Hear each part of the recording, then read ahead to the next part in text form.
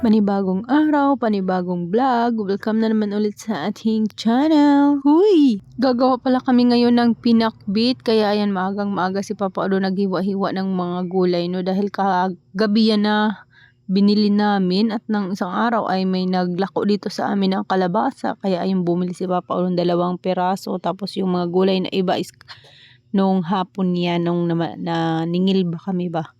Yung pinambili-bili ko. Hindi nga ako bumili ng ampalaya dahil is ayoko ng ampalaya. Mapait kasi siya. Tapos ayun yung mga ano natin guys, yung mga dineliver nung isang araw. Kaya ayun na. Ngayon lang ako makapag-display dito sa ating tindahan dahil doon sa sala is napakagulo doon.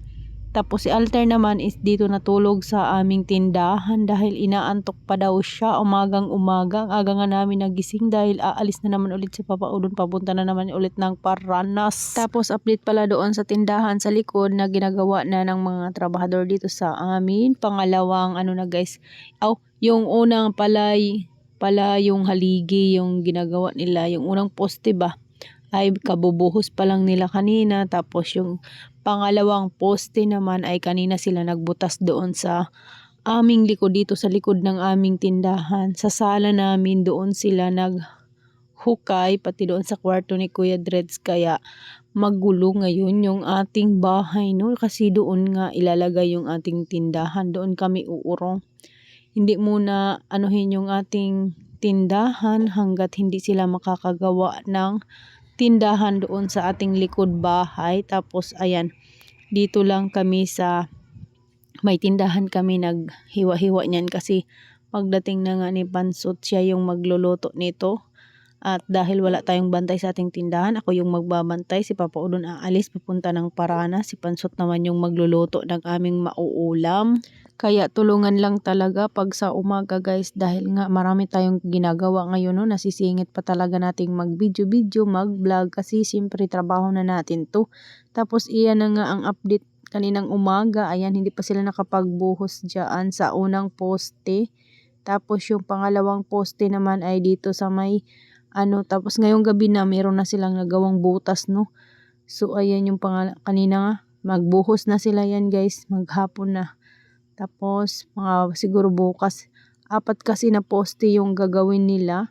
Ayan, at hindi nga ako nakapaglinis-linis doon sa ating sala dahil is napakagulo talaga ng aming sala, no? Yung ating bahay ngayon is magulo-gulo lang muna kasi nga meron nga nagagawa. Tapos ayan, dito lang muna kami sa aming tindahan, naglilinis-linis at nagdi-display na rin ako ng mga display, no? Pero hindi ko din-display lahat guys kasi nga is lilipat naman tayo, no? Pag makagawa na ng tindahan doon sa likod at anuhin na nila to yung aming tindahan, gigibain na siya, no? Kaya ayan, at tiis-tiis lang, dahan-dahan magawa na rin ang ating bagong tindahan. Update lang tayo every morning, araw-araw, no? So ayan yung ating ginagawa diyan. Maglinis na lang tayo dito sa may sa ating may tindahan, no? Para maganda naman tingnan at malinis tingnan kasi nga yung aming tindahan sa sala is napakagulo nga doon. Kaya ayan, yan na lang yung parang pang-stress reliever natin, no? Yung dito na lang natin yung ibuhos natin yung ating stress. Dito na lang tayo maglinis. Ayan. Tapos kung ano yung mga dapat i-display, dinidisplay ko na dyan para makita din ng ating tuloy-tuloy lang yung ating benta habang nagagawa ng ating tindahan doon sa likod bahay. Ayan, at nilagay ko na nga yan dyan sa mga ilalim ng istantino yung ating mga naka-box para naman is hindi siya nakakasagabal doon sa nagagawa kasi padaan-daan kasi yung mga nagagawa dito sa bahay namin. Kaya ayan, 4 sila guys, no? Pero is mahirap talaga magawa ng puste ng bahay. Kaya sabi nga ni Kuya Dreads kanina is matagal daw yung gawa nila. Ang hirap kaya magawa niyan kasi mag-a-assemble pa ng mga kabilya. Tapos ayun, maghuhukay pa, kaya tapos marami pang mga nakakaulang ba, nakakasagabal doon sa kanilang pagtatrabaho kasi nga maraming mga gamit at nandito sa loob ng aming bahay. Kaya ayun, medyo matagal-tagal talaga yung paggawa nila ng mga poste. Pero pag nabuhusan naman lahat ng mga poste, mabilis na lang yan sila makapag-asintada ng hollow blocks, no? Kaya doon siguro kukuha pa sila ng mga tauhan na tutulong din dito sa paggawa ng aming tindahan. At sana may magdodonate, no, ng semento dahil mas kulang na ngayon yung aming semento. Ewan ko kung saan ako nito mangungutang ng pandagdag ng pambili ng semento, no, dahil hindi naman kami binayaran ng guys, ng contractor at saka ng engineer, no, kasi yung sa kanila yung labor lang, yung panday ba hindi na kami magbabayad, libre na yun. Tapos yung mga materials kami yung nabili, yung nagastos namin ngayon sa materials mahigit na 11,000.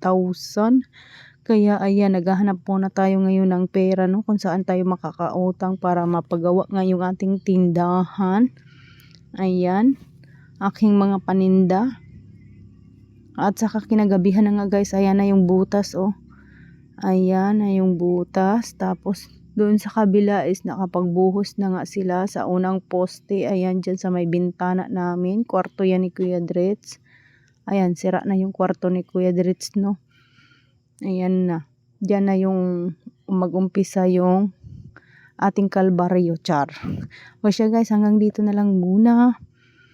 At saka bukas naman ulit, update ko naman ulit kayo kung ano yung natapos nila, no. So, ayan.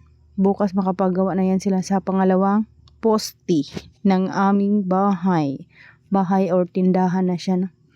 Ayan, medyo magulo yung ating tindahan ngayon. Hindi tayo masyadong o siya, hanggang dito lang, bye!